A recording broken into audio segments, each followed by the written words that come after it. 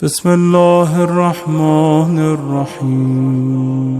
کیا ہم اپنے وقت کے امام کو یاد کرتے ہیں یا ہم دیکھیں کافی عرصے سے ہم امام کو یاد کریں، یقیناً یاد کرتے ہیں، اور ایسا کوئی بھی نہیں ہے کہ آپ امام کو یاد نہ کرتے ہوں، لیکن اب ہمیں ایک قدم اور آگے بڑھانا ہے کہ اب ہم یاد سے بھی آگے بڑھیں، ہم کوئی رول پلے کریں اپنا اس دنیا کے اندر کہ جہاں پر ہم یہ ثابت کریں کہ ہم امام کا انتظار کر رہے ہیں، ہم چاہتے ہیں کہ امام جلدی آئیں۔ کیسے پتہ چلے گا؟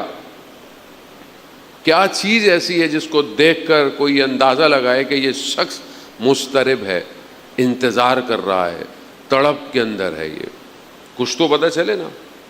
آپ مجلس کا انتظار کرتے ہیں اور اہتمام کرتے ہیں، اپنے گھروں سے آتے ہیں، گاڑی، موٹر سائیکل، بس، رکشہ، ٹیکسی، کسی پہ بھی آتے ہیں، پارک کرتے ہیں، پیدل آتے ہیں، اندر آتے ہیں، بیٹھتے ہیں، گرمی ہے ظاہر ہے، لیکن کوئی تڑپ ہے آپ کے اندر جو آپ کو لے کر آتی ہے، اور یہ تڑپ میں ہمارا کوئی کمال نہیں ہے، یہ تو اس امام حسین کے سجدے کا کمال ہے کہ جو امام نے خود سجدہ کیا، اس کی وجہ سے ہم آج یہاں بیٹھے ہوئے ہیں۔ آپ خود سوچیں نا کہ انسان عبادت اور مجلس عزاداری عبادت ہے نا، اور یہ عبادت میں ہر کوئی تو نہیں آ سکتا، اور عبادت کے لیے بھی انسان کو مقدمات طے کرنے پڑتے ہیں۔ نماز پڑھنے کے لیے آپ کو وضو کرنا ہے، لباس کا پاک ہونا ہے، نماز کا وقت ہونا چاہیے، ساری چیزیں ہوں تو آپ نماز تک پہنچتے ہیں، مگر عزاداری تو ہر وقت ہے، ہر جگہ ہے، لیکن اس کے لیے آداب ہیں کہ انسان اپنے آپ کو تیار کرتا ہے۔ لیکن میں اپنی بات کر رہا ہوں، آپ یقیناً مجھ سے بہت بہتر ہیں۔ کیا میں ایسے کوئی کام کرتا ہوں پورا سال کہ جیسے ہی ماہ محرم آتا ہے میں خود بخود فرش اعضاء پہ آ جاتا ہوں، سارے کام چھوڑ کر آتا ہوں؟ اور آپ دیکھیں ہر کوئی ہے، جہاں جہاں جس کو موقع ملتا ہے وہ وہاں جاتا ہے۔ تو اس میں آپ عام زندگی کے اندر ایک منٹ نہیں بیٹھ سکتے، مجلس میں آپ گھنٹوں گھنٹوں بیٹھے رہتے۔ عام زندگی میں انسان بیٹھے، تھوڑی دیر سے زیادہ بیٹھنا مشکل ہے، بات کرنا مشکل ہے، موبائل دیکھتا رہتا ہے آدمی، بات بھی نہیں کرتا سامنے والے سے۔ لیکن یہ کیسا ہے کہ دیکھیں آپ سب، مجھے نہیں سننے آتے، آپ ذکر امام حسین سننے آتے ہیں، تو یہ کیا ہے کہ جو کروڑوں لوگوں کو اپنی طرف کھینچ رہا ہے؟ اس کو سمجھنے کی ضرورت ہے جان محترم کہ وہ یہ کون سی ایسی جذابیت ہے، گریوٹی فورس ہے، اور یہ فورس امام حسین علیہ السلام کے پاس ہے۔ یہ ایسی فورس ہے جس نے پوری کائنات کو اپنی طرف کھینچا ہوا ہے۔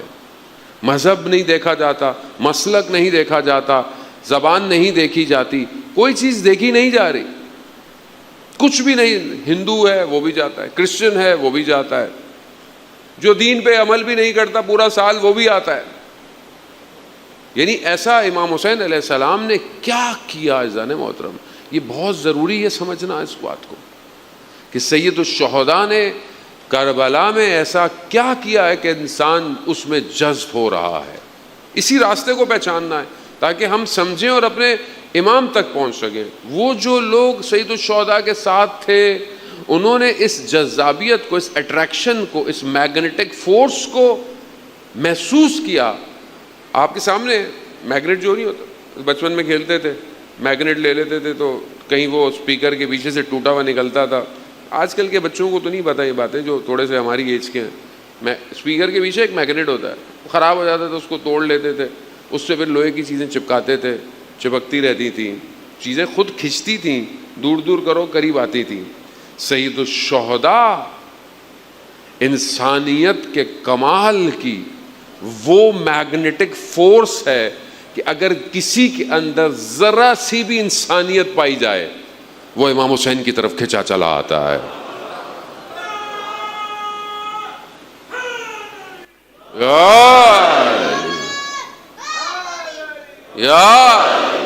ذرا سی انسانیت پائی جائے، ذرا سی کھینچا چلا آتا ہے۔ حسین حسین حسین۔ ایسے لوگ عزیزان محترم جن کا تعلق مسلک سے نہیں ہے، مگر جیسے ہی ہائے حسین بولتے ہیں آنکھوں میں آنسو آتے. نام ایسا ہے کیونکہ امام نے اپنا سب کچھ خدا کے لیے چھوڑ دیا. خدا کے لیے چھوڑ دیا نا. مقام، مکان، مقام، سب کچھ، آرام، سب چھوڑ دیا خدا کے لیے. خدا تیرا دین بچ جائے، میرا علی اصغر بھی جاتا ہے تو جائے. جب امام حسین نے سب کچھ چھوڑ دیا تو خدا کے پاس بھی جو کچھ ہے وہ سب حسین کا ہے. یہ آج پوری دنیا جو آپ کو حسین حسین کرتی نظر آ رہی ہے، یہ سب خداوند متعال نے عطا کیا ہے کہ جو اللہ کے لیے قدم بڑھاتا ہے خدا اس کے لیے سب کچھ عطا کر دیتا ہے. اس جذابیت کو عزیزان محترم کی کون سی چیز ہے کہ ہم بھی بہرحال اپنے اندر اس کو ڈیولپ کریں، کیونکہ جب تک ہمیں کربلا سمجھ میں نہیں آئے گی ہم ظہور تک نہیں پہنچ سکتے. ظہور تک پہنچنے کے لیے کربلا سے گزرنا پڑے گا. یہاں ہم اپنے وقت کے امام کو معرفت یعنی امام شناسی بہت ضروری ہے. امام جو ہے وہ کسی فرقے کا نمائندہ نہیں ہے، کسی گروہ کا امام نہیں ہے.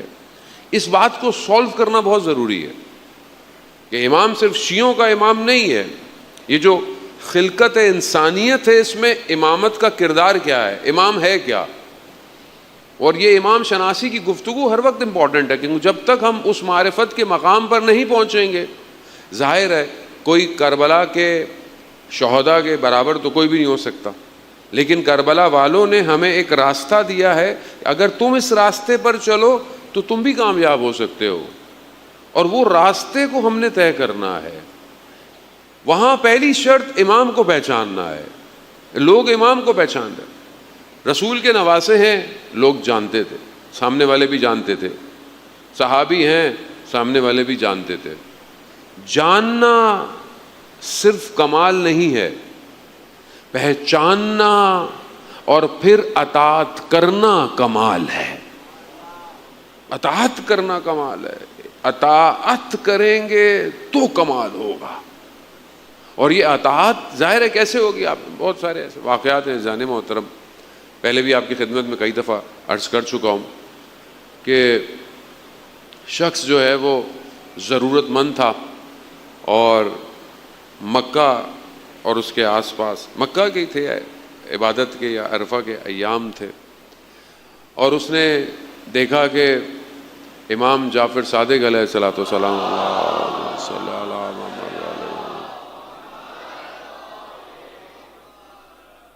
عبادت میں مشغول تھے اور عبادت کر رہے تھے، اور عرفے کا دن.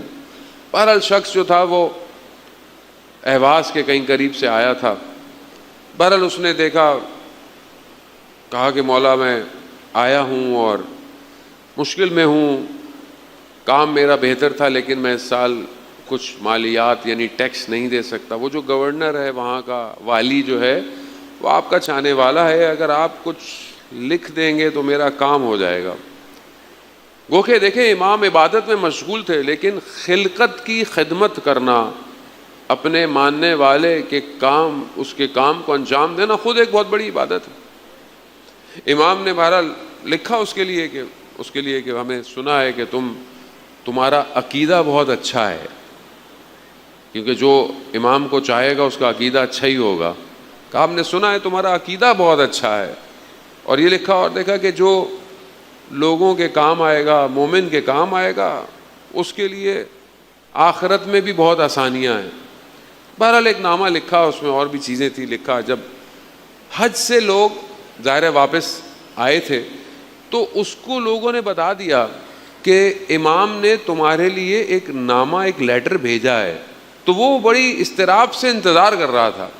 اب جب اسے پتا ہے وہ شخص جو میرا لیٹر لے کر آیا ہے وہ داخل ہو گیا ہے شہر کے اندر، تو یہ خود اپنی جگہ چھوڑ کر اسے لینے گیا. اس نے بلایا اس کو اپنے پاس احترام سے، اس نے نامہ دیا. اس نے نامے کو پہلے لیا اور اس کو چوما، اس کو آنکھوں پہ لگایا. اس کے بعد اس کو پڑھا. امام نے کہا کہ بہرحال مومن ہے، اس کو خوش کر دینا. اس نے پوچھا تمہاری مشکل کیا ہے؟ اس نے بولا بلاؤ اس کے سارے جو بھی حساب کتاب ہے اس کو ختم کرو. پھر اپنے منشی کو کہتے ہیں بلایا, کہا میری جائیداد کے 2 حصے کرو, ایک حصہ اس کو دے دو. وہ اتنا خوش ہو گیا, اس نے بولا تم خوش ہو گئے؟ ہاں میں یہ تمہیں تو بہت خوش ہو گیا. کہتے ہیں کہ جس فرش پہ قالین پہ کھڑا ہوا تھا, کہا جس پر میں نے تم سے نامہ لیا یہ قالین بھی اسی کو دے دو. اب وہ چلا گیا. خیر بعد میں وہ کہتے ہیں پھر وہ مدینہ زیارت پہ گیا, امام کی خدمت میں پہنچا تو امام نے اس سے پوچھا تو اس نے کہا ہاں مولا اس نے مجھے خوش کیا تھا. تو امام فرماتے اس نے صرف تمہیں خوش نہیں کیا, اس نے ہمیں بھی خوش کیا ہے. اطاعت اسے کہتے ہیں, اطاعت یا علی, مطیع ہونا, اطاعت کرنا. زن محترم اس کے لیے امام پہچاننا پڑتا ہے. امام غلام, امام کا غلام ہے, چھٹے امام کا غلام ہے. شخص جو ہے وہ خراسان سے آیا. اب آپ جانتے ہیں کہ امام کی خدمت کرنا ہے. آپ کو کوئی بول دے, آپ بے شک ملینئر آدمی ہو, اور آپ کو بول دے کہ مولا کی نوکری ہے, چھوڑ کے چلا جائے گا. واقعی جو امام کو پہچانتا ہے وہ تھوڑی رکھے گا, وہ تو بولے گا کہ مجھے تو چاہیے نوکری.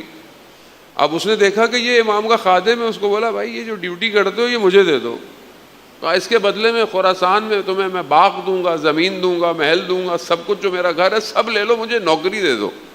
اب جس کو پہچان ہے وہ اپنا سب کچھ لٹانے کو تیار ہے.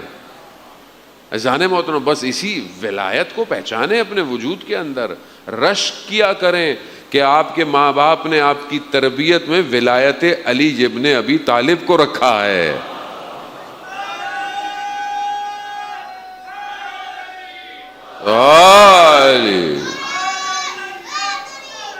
یا علی اللہم صلی علی محمد.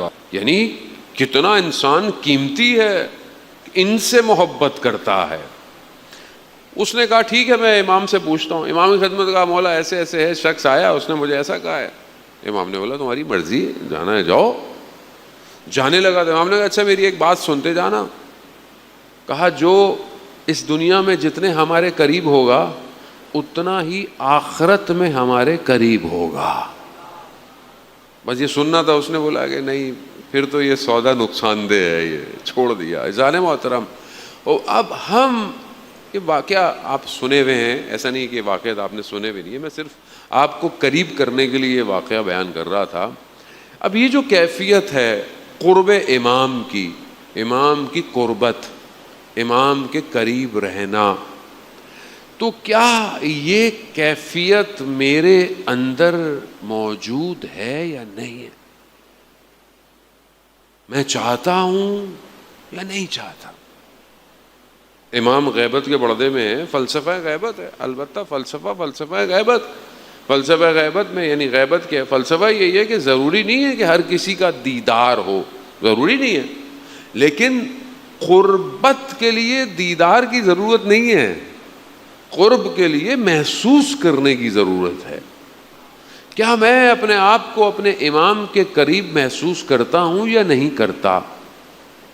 میں اپنے امام کے لیے تڑپتا ہوں یا نہیں تڑپتا؟ کسی سے ملنا چاہتا ہے نا آدمی, دل چاہتا ہے کہ میں اس سے ملنا چاہتا ہوں. کبھی آپ نے کسی سے امام کا پتہ پوچھا؟ جس سے انسان محبت کرتا ہے چاہتا ہے کسی سے تو پوچھے گا, کبھی تو پوچھے گا کہ بھائی میں کیسے مل سکتا ہوں, مجھے پتہ بتاؤ. کبھی پوچھا آپ نے؟ اذان محترم مشکل ساری یہی ہے کہ ہم اس احساس کو پیدا نہیں کر پا رہے. وہ کہاں آئے, وہ کس کے پاس آئے, وہ کس کے گھر آئے؟ آیت اللہ سستانی کے والد صاحب جو ہے وہ گزر رہے تھے, آپ جانتے ہیں کہ جو حلہ شہر ہے اس کے پاس سے گزر رہے تھے. دیکھا ایک مقبرہ ہے, وہ علی اس کا نام تھا, مشہور تھا. اس کے بارے میں لوگوں نے بتایا کہ بہرحال وہ وقت کے امام کے لیے بہت تڑپتا تھا, بہت تڑپتا تھا. ایک دن تڑپ اتنی شدید ہوئی کہ بیابان میں چلا گیا اور وہاں جا کر زاروں قطار رونے لگا, مولا مجھے مل جائے, مولا مجھے مل جائے. امام آ گئے. کہا مولا مولا والا, کہا مولا آپ آتے کیوں نہیں ہیں؟ کہتے کہاں آؤں، لوگ تیار نہیں ہیں. کہا مولا نہیں آپ آئیں، ہمارا پورا علاقہ تیار ہے. امام نے کہا اچھا ٹھیک ہے، تم لوگوں کو بلانا، فلانے دن میں تمہارے گھر آؤں گا، لیکن میرے آنے سے پہلے اپنی چھت پہ 2 بھیڑوں کو رکھنا، بھیڑ جانور جو ہوتے ہیں دمبے، اور اپنا جو تمہارا علاقے میں جو کسائی ہے اس کو بلا لینا اوپر میرے آنے سے پہلے، اور باقی لوگوں کو جن کو تم سمجھتے ہو ان کو بلا لو. اب انہوں نے کہتے ہیں نا اسکروٹنگ کی کہ اتنے سارے لوگ ہیں، اس میں سے چھانٹا چھانٹا کم کرتے کرتے کرتے جو بہترین لوگ تھے ان کو جو ہے وہ نیچے کھڑا کیا. 70-80 لوگوں کو کھڑا کیا کہ بھائی مولا آنے والے ہیں، تیار ہو. نور آیا پشت بام یعنی چھت پہ آیا، امام آ گئے. امام نے دیکھا کہ کسائی اوپر ہے، دمبے بھی اوپر ہیں، تو پہلے کسائی کو انہوں نے کہا کہ اشارہ کر دو اس کو بلاؤ. کسائی اوپر آیا، کہا دمبے کو ذبح کر دو. ذبح کیا، خون پرنالی سے بہنا شروع ہو گیا. لوگوں نے دیکھا، لوگوں نے بولا کہ یہ جو کسائی تھا یہ بڑا عبادت گزار اور سب سے بہترین شخص تو یہی تھا، اس کا مطلب ہے کہ یہ بھی گیا. پھر دوبارہ جو ہے وہ جب یہ آیا اس کو بلایا اوپر، یہ اوپر آیا، امام نے اشارہ کیا دوسرا بھی ذبح کر دو. دوسرا ذبح کیا، پھر پانی خون نیچے گیا. اب انہوں نے دیکھا کہ بھئی سب سے بہترین تو یہ لوگ تھے، ان کی گردن امام نے کاٹ دی تو ہمارا کیا ہوگا.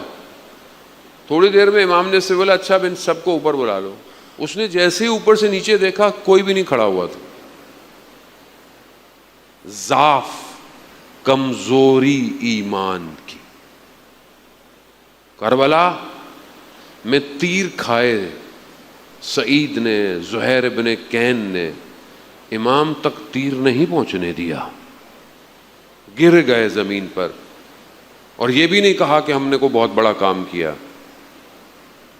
کہا مولا آپ ہم سے راضی ہیں؟